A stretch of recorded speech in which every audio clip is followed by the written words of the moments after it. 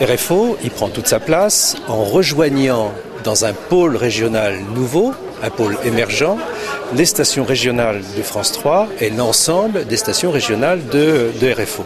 Ça signifie que pour la première fois dans l'histoire de l'audiovisuel public français, l'outre-mer, le monde ultramarin, nos cultures, nos visages, nos sons, nos musiques vont avoir une visibilité et une exposition totale.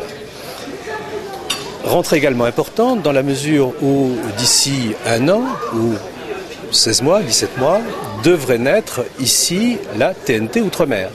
Ça signifie que pour la première fois, là encore, de l'histoire de l'audiovisuel à La Réunion, nous allons être visibles sur l'ensemble de la TNT au même titre que les chaînes nationales, France 2, France 3, France 4, France 5, quelques autres chaînes publiques, une chaîne commerciale privée locale et naturellement RFO. C'est donc une deuxième révolution. Donc vous voyez que... Beaucoup de révolutions.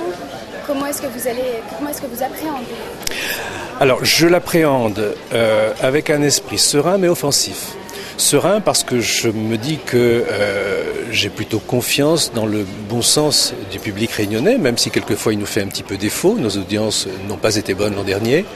Et offensif dans la mesure où je me dis que nous valons mieux que quelques slogans, nous valons mieux que quelques cours d'audience, et je fais le pari du mariage entre la qualité et l'audience.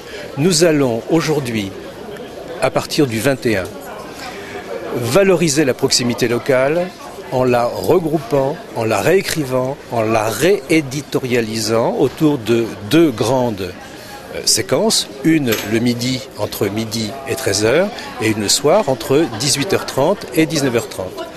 À midi, c'est le MAG.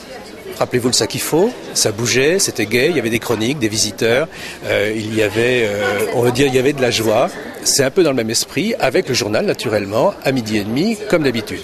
Et le soir, une séquence qui va s'appeler les news, beaucoup plus tournée vers l'actualité, vers le débat, qui sera d'ailleurs animé par des journalistes à partir de 18h30, et tout naturellement, au cœur de cette séquence du soir, à 19h, nous allons donc proposer aux Réunionnais un journal télévisé, le journal télévisé auquel ils sont habitués. C'est un pari.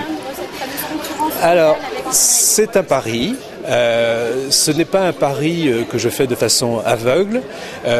Je parie, moi, sur la cohérence de l'offre.